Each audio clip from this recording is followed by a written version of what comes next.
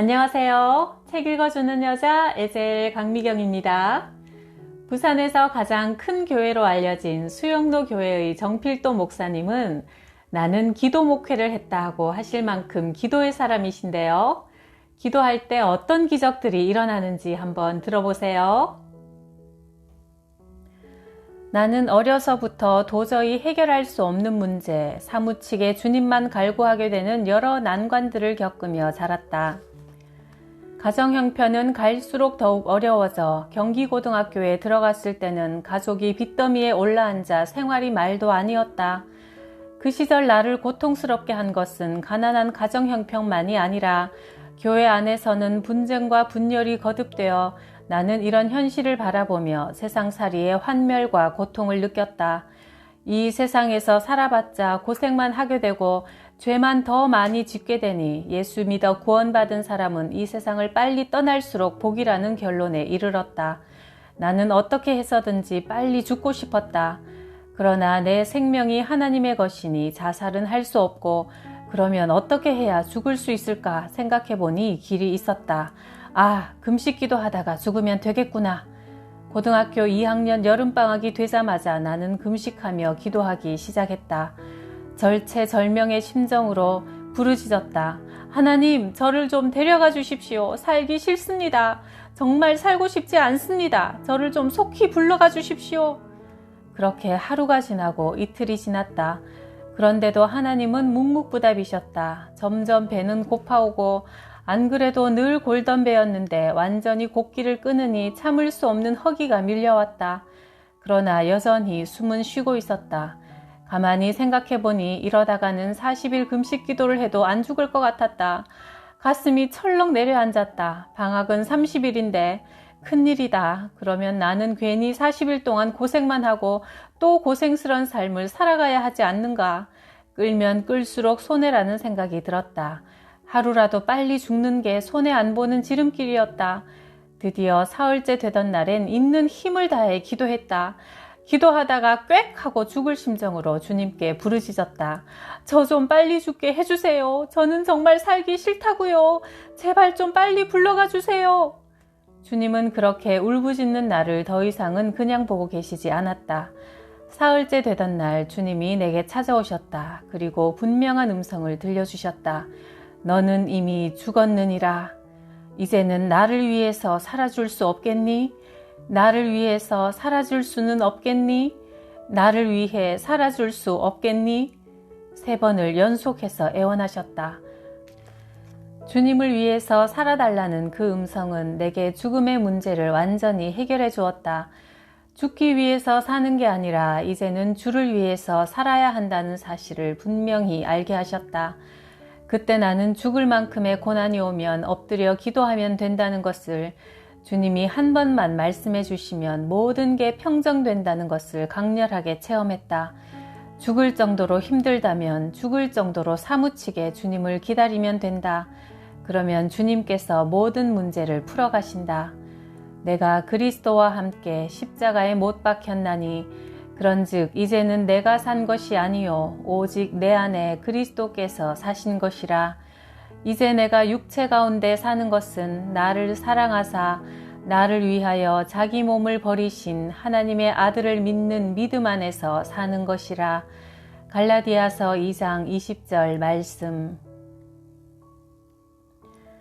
1969년 강도사 고시를 앞두고 있을 때 내 마음속에는 이런 의문들이 맴돌았다. 내가 과연 목사가 될 자격이 있을까? 평생 주님만 위해서 산다는 것이 꼭 목사가 되어야만 가능한 일일까? 평신도가 되어도 얼마든지 주님을 위해 살 수 있는 게 아닐까? 이런 생각이 들자 내가 목사가 되는 것에 대해 주님으로부터 확답을 얻고 싶었다. 그래서 청계산에 올라가 금식하며 기도하기 시작했다. 하나님, 말씀 한마디만 해주십시오. 제가 꼭 목사가 되어야 합니까? 제 생각에는 차라리 평신도로 주를 위해 사는 게 나을 것 같아요. 이런 제가 꼭 목사가 되어야 할까요? 산에 올라 월요일부터 기도하는데 금식하며 목요일이 되도록 아무 응답이 없었다. 더구나 목요일에는 비까지 내리기 시작했다. 할 수 없이 우산을 받쳐들고 기도하다가 문득 우산 들고 기도하는 내 모습이 한심스럽게 느껴졌다. 소명을 확인하기 위해 목숨 걸고 금식하며 기도하는 마당에 비를 좀 안 맞겠다고 우산을 받쳐들고 있는 모습이라니. 얼른 우산을 팽개치고 쏟아지는 비를 쫄딱 맞으며 바위 위에서 무릎 꿇고 간절히 기도한 지 얼마 안 되었을 때 하나님의 분명한 음성이 들려왔다. 목사가 되어라. 이때의 기쁨을 뭐라고 표현할 수 있을까? 할렐루야, 할렐루야, 감사합니다. 목사가 되겠습니다. 이렇게 응답받고 하산하는 내 발걸음은 뛸 듯이 가벼웠다. 이후에 내 목회의 길은 언제나 주님께서 앞서 행하시며 다 준비하시고 인도하셨다. 누구나 어려움을 겪으며 살아간다. 때로는 절망적인 상황에 처하기도 한다. 그러나 하나님 앞에 전심으로 기도하며 응답을 받기만 하면 문제는 곧 해결된다. 그리고 그 문제는 간증거리로 변하여 더할 수 없는 축복의 사건이 된다. 고3 때의 일이다. 대학은 가야겠는데 집안 형편은 너무나 어렵고 도저히 길이 보이지 않아 입시일이 가까울수록 마음이 답답해졌다. 하루에 3번씩 교회에서 기도하는데도 컬컬하고 갑갑한 마음은 풀리지 않았다. 그래서 하루는 죽을 각오를 하고 기도하기 위해 삼각산에 올랐다. 그것도 일부러 가파른 낭떠러지를 택해 올랐다. 하나님, 맘대로 하십시오. 오늘 밤에 응답해 주지 않으시면 저는 기도하며 몸부림치다가 여기서 떨어져 죽을 겁니다. 그렇게 죽으면 자살한 게 아니니까 천국 가서도 할 말이 있을 것 같았다. 한겨울 산 낭떠러지에서의 추위는 가히 살인적이었다. 두꺼운 외투도 하나 없이 매서운 칼바람을 정면으로 맞는다는 것은 쉬운 일이 아니었다. 나는 얼어 죽을지도 모른다는 위기 속에서도 혼신의 힘을 다해 등에 땀이 나도록 기도했다. 기도를 멈추면 그 땀이 얼어붙어 더 이상 견딜 수가 없었다. 오랫동안 기도한 것 같은데 시계를 보니 고작 20분밖에 지나지 않았다. 죽기를 각오하고 오른 산이었건만 추위를 이기지 못해 나는 결국 산을 내려오고 말았다. 그러나 좋으신 하나님은 이미 응답을 준비해 놓고 계셨다. 대학에 합격하기도 전에 장학금을 주겠다고 약속한 분이 나타난 것이다.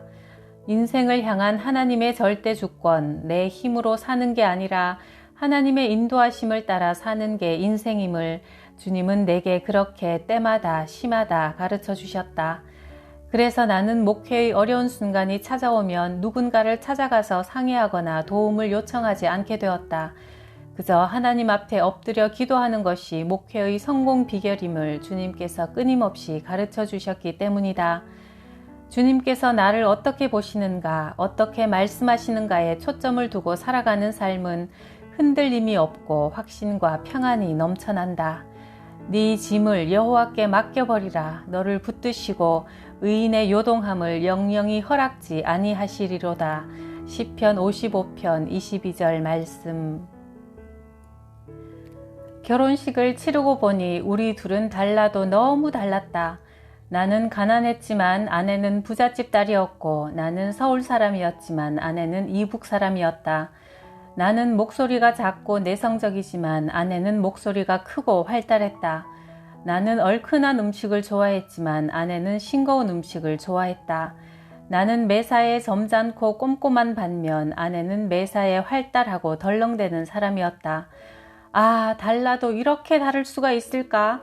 큰일 났다. 여자는 일주일 안에 꽉 잡아야 한다는 생각에 나는 무조건 칭찬하지 말자.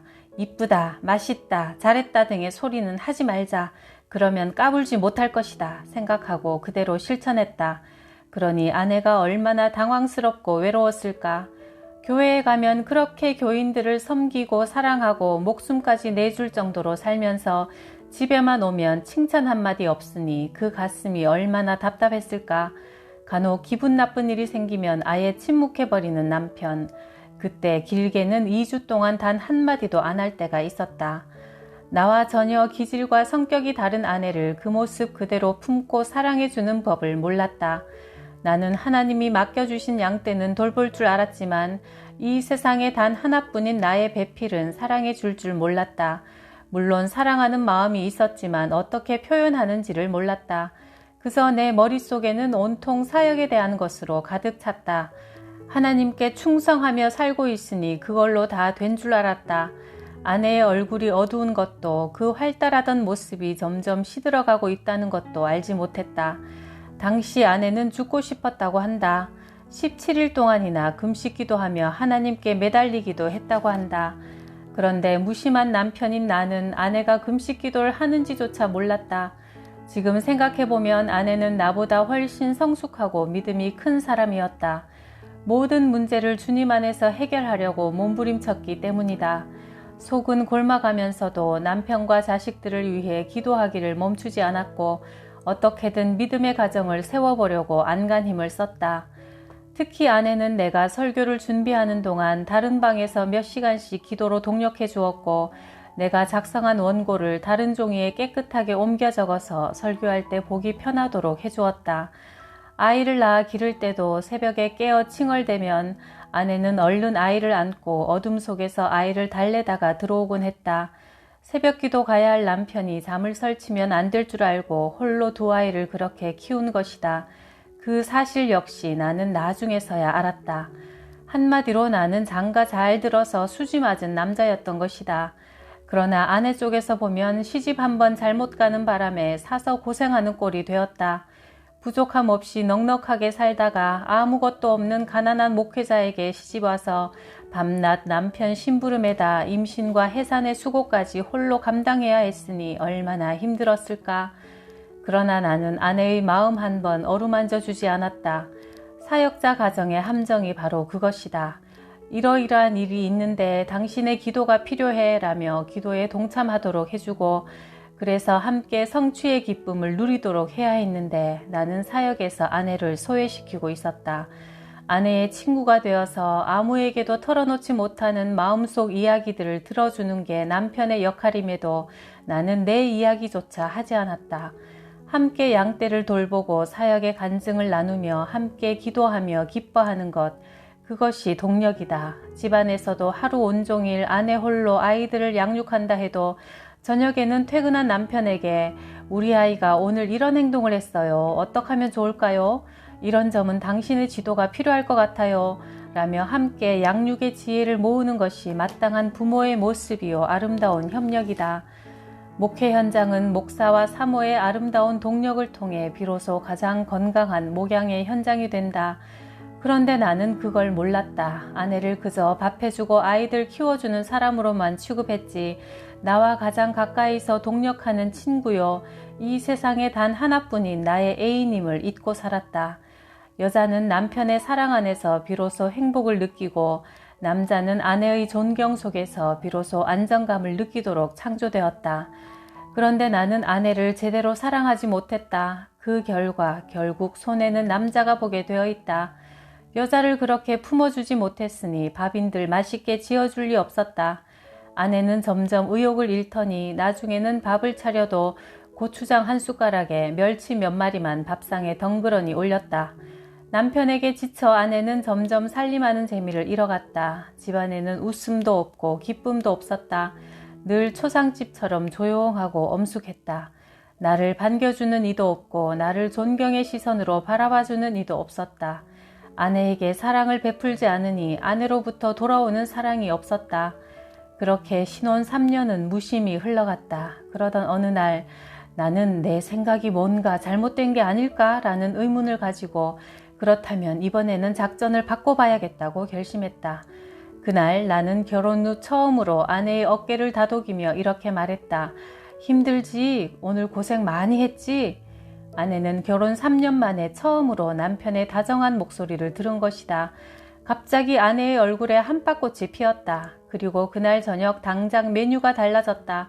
날마다 멸치에 고추장만 올리던 아내가 주인 댁에서 묵은 열무김치를 급하게 얻어와 식탁에 올렸다.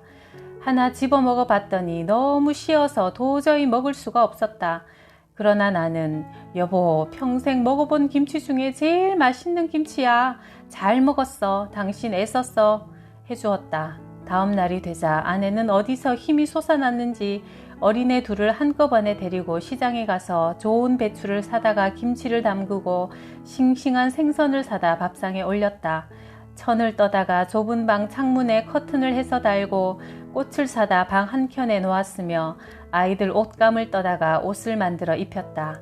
아내는 그렇게 여성스럽고 사랑스러운 여자였다. 생기 있는 에너지를 소유한 덕분에 집안 곳곳에 활력을 불어넣었다. 그동안 안에서 숨죽여 있던 아내의 그런 장점이 사랑과 칭찬을 받음과 동시에 밖으로 분출된 것이다. 남편인 내가 사랑을 전하자 아내는 그 몇 배로 내게 사랑과 섬김을 주었다. 집안 분위기도 완전히 달라졌다. 이참에 나는 아내에게 이런 말을 했다. 여보, 셰익스피어가 그러는데 인생은 연극이래. 당신하고 나하고 주인공인 이 가정에서 우리 이제부터 비극은 연출하지 말고 희극만 연출하며 살자. 그래야 우리도 재밌고 보는 사람도 즐겁잖아. 나의 제안에 아내도 새끼손가락을 걸고 약속했다. 나는 아내를 꼭 껴안아주며 말했다. 여보, 나는 여태까지 당신처럼 예쁜 사람을 본 적이 없어. 당신은 어쩌면 보면 볼수록 예뻐. 그러자 아내도 질세라 말을 잇는다. 나는 당신 뒷모습만 봐도 좋아요.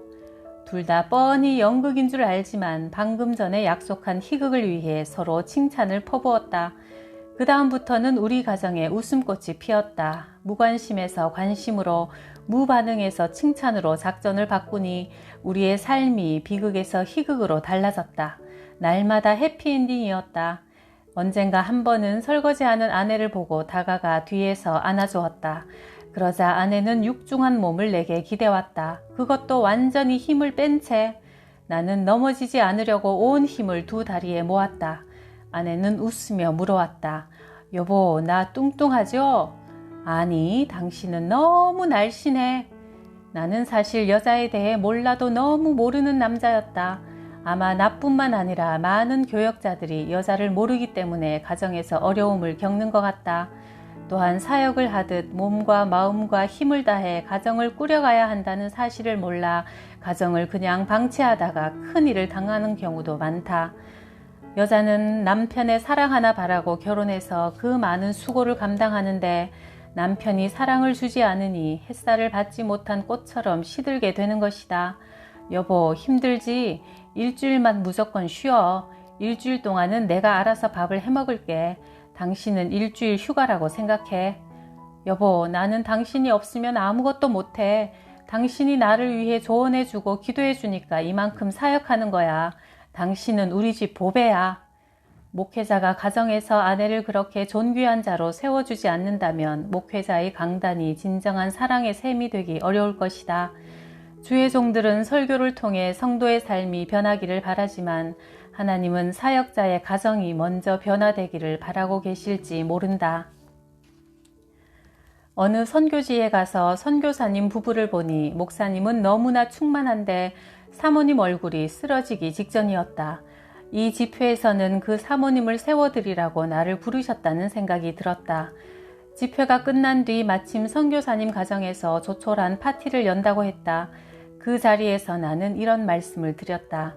여러분, 이렇게 함께 모여 교제하고 사랑을 나누는 것은 참 좋은 일입니다. 그런데 우리가 이렇게 교제의 떡을 나눌 때 한 사람의 희생이 너무 크다는 사실을 알아야 해요. 사모님도 여자입니다. 여자는요, 누구든지 자기만의 방이 있어야 해요. 피곤하면 가서 이불 뒤집어 쓰고 쉴 수 있는 그런 공간 말입니다. 때론 지저분하게 놔둔 채 그냥 쉴 수 있는, 혼자 숨을 수 있는 그런 방이 있어야 해요. 그런데 제가 여기 와서 보고 너무 놀랐어요. 이곳엔 사모님 홀로 쉴 수 있는 공간이 전혀 없습니다. 제가 사모님 얼굴을 보니 쓰러지실 것 같아요. 여러분들이 그런 방을 마련해 주시든지 사택을 옮겨드리든지 빨리 조치를 취해드려야 하지 않겠습니까? 사모님은 지나치게 과다한 사역의 희생양이 되어 있었다.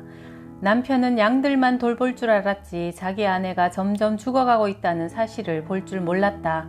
선교사님은 한국 목회자들의 문제 아들까지 다 받아주는 바람에 그 가정에서 사모님이 돌봐야 할 아이들이 한둘이 아니었다.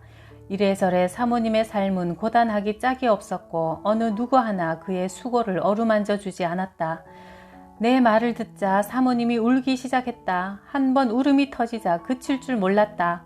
그러자 곧 교인들도 따라 울었다. 그 눈물은 밤새도록 이어졌다.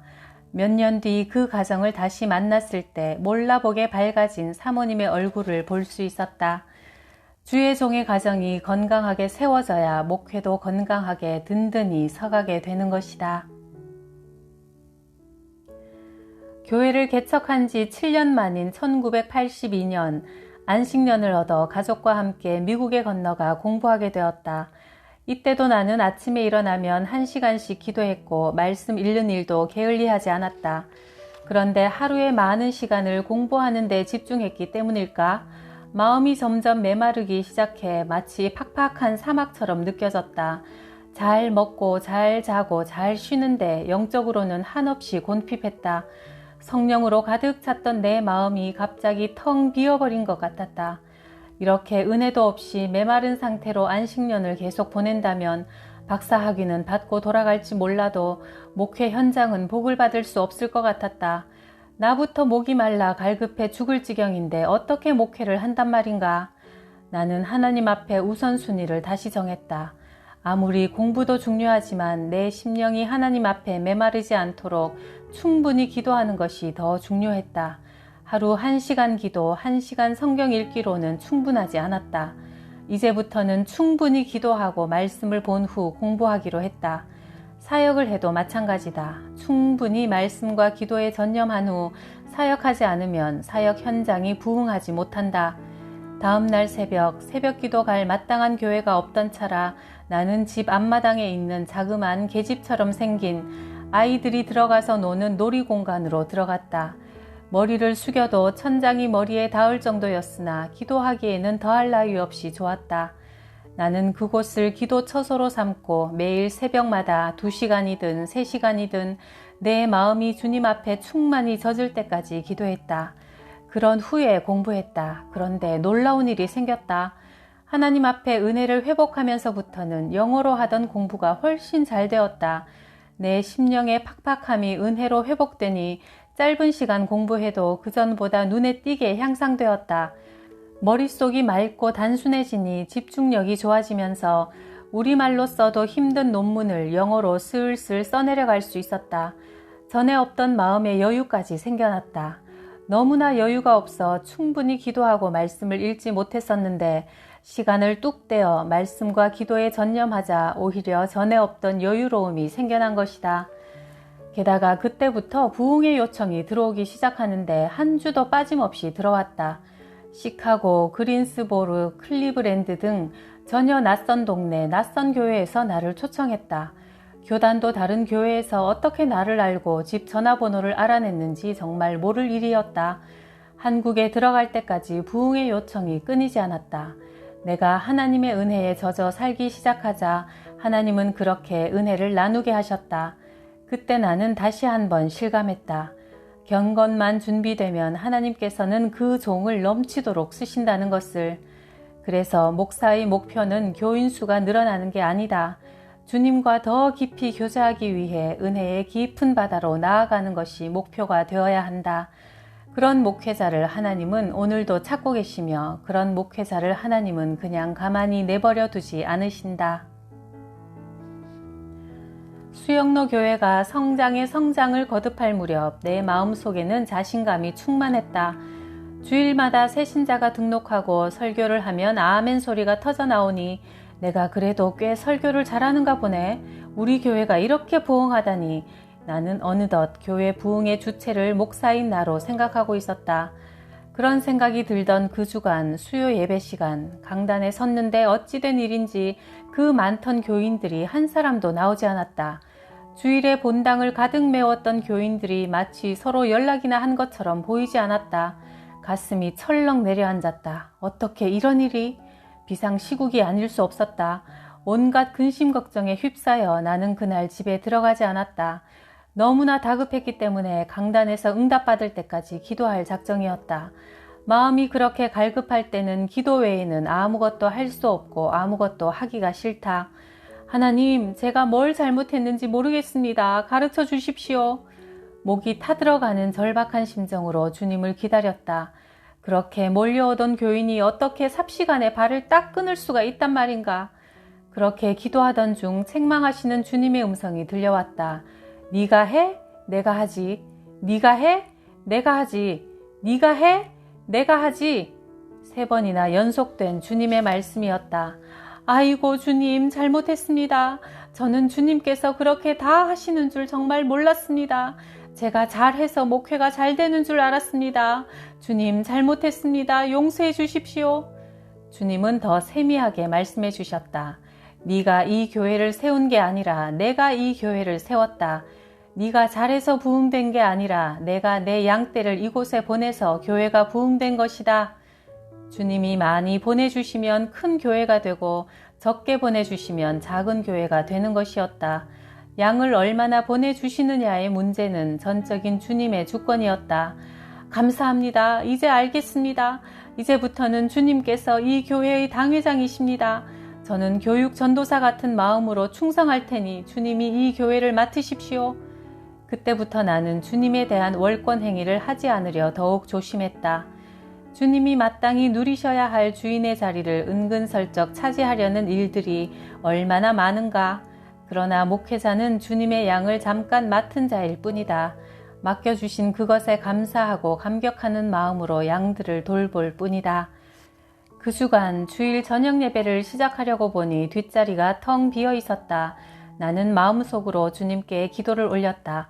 주님, 뒷자리가 비었네요. 빨리 신방하셔야겠어요. 메추라기 몰듯 몰아서 얼른 보내주십시오. 누가 저 같은 사람의 설교를 들으러 오겠습니까? 주님이 보내주시지 않으면 여기 올 사람 한 사람도 없습니다. 주님께서 이 교회를 세우셨으니 제 허물은 가려주시고 제발 신방 좀 해주세요. 그 기도를 들으셨던 것일까? 집사님의 대표 기도가 끝나 눈을 뜨고 보니 갑자기 교인들이 와르르 몰려 들어오는 게 보였다. 비어있던 교회가 꽉 들어찼다. 나는 그 광경을 보며 주님께 다시 아뢰었다. 주님, 수고하셨습니다. 그 뒤로 나는 교인들 걱정이 생길 때마다 그런 기도를 드렸다. 주님, 아무개 집사가 교회에 안 나오는데 왜 안 나오는지 모르겠습니다. 주님께서 신방 좀 해주십시오. 그렇게 특별 기도를 드린 후면 어떤 분은 내 방까지 찾아와서 이렇게 간증하기도 했다. 목사님, 그동안 교회에 못 나와서 죄송합니다. 그런데 어젯밤 꿈에 목사님이 나타나셨더라고요. 그래서 안 나올 수가 없어서 이렇게 교회에 다시 나왔습니다. 이런 목회의 묘미를 알고 나자 목회만큼 재미있고 행복한 일이 없었다. 교회가 커지면서 부교역자들 숫자가 많아졌지만 내 기준에서 볼 때 마음에 드는 사람이 하나도 없었다. 목회자가 그렇게 게으르고 나태해서 어떻게 주의를 감당할까 싶어 애간장이 탔다. 이 문제를 놓고 하나님 앞에 떼쓰며 기도했다. 하나님, 저는 이런 사람들과 함께 일할 수 없습니다. 나와 함께 순교할 수 있는 교역자를 보내주십시오. 그러자 주님은 뜻밖의 음성을 들려주셨다. 네가 이 부교역자들에게 평생 제일 좋은 형님 밑에서 사역했었다는 그렇게 기억에 남을 만한 목사가 되어줄 수 없겠니? 나는 지금 이 고약하고 게으른 사람들과 도무지 함께 동력할 수 없다고 떼를 쓰고 있는데 주님은 내게 가장 좋은 형님이 되어주라는 것이다. 그 한 번의 주님 음성으로 내 모든 투정과 불만은 쏙 들어가고 말았다. 주님께서 그리 하라시면 그렇게 하겠습니다. 이 일 후로 나는 곧 모든 교역자들을 불러 모아 이 사건을 그대로 간증하며 아예 선포를 해버렸다. 이제부터는 여러분 모두가 이 교회 당회장입니다. 그러니 담임 목사 눈치 보지 말고 소신껏 일하세요. 이제 나는 절대 여러분의 사역에 간섭하지 않겠습니다. 혹 실수를 하면 그 실수를 막아주는 방패막이가 되어드릴 테니 죄를 짓거나 이단으로 끌고 가는 일만 아니라면 하고 싶은 대로 한번 해보세요. 나한테 보고하지도 말고 회의도 가급적 하지 맙시다. 내 기준에 안 맞다고 떼쓰는 나에게 하나님은 그렇게 사랑 가운데서 용납하고 품어주라고 요구하셨다. 나는 그래서 일부러 회의에도 참석하지 않고 보고도 받지 않았다. 대신 전적으로 믿어주었다. 그런데 결국 그것이 교회를 하나 되게 했고 교회는 놀랍도록 성장의 가속도를 냈다. 부교역자들의 얼굴에 기쁨이 넘치니 교회 전체에 기쁨이 넘쳐났다. 저는 요즘 정필도 목사님의 설교를 즐겨 듣는데요. 정말 기도와 사랑의 사람이라고 하실 수 있는 정필도 목사님의 아주 뜨겁고도 흥미진진한 이야기들 다음 시간에 계속 이어서 들려드릴게요. 구독, 좋아요, 댓글에 뜨거운 사랑에 언제나 감사드려요.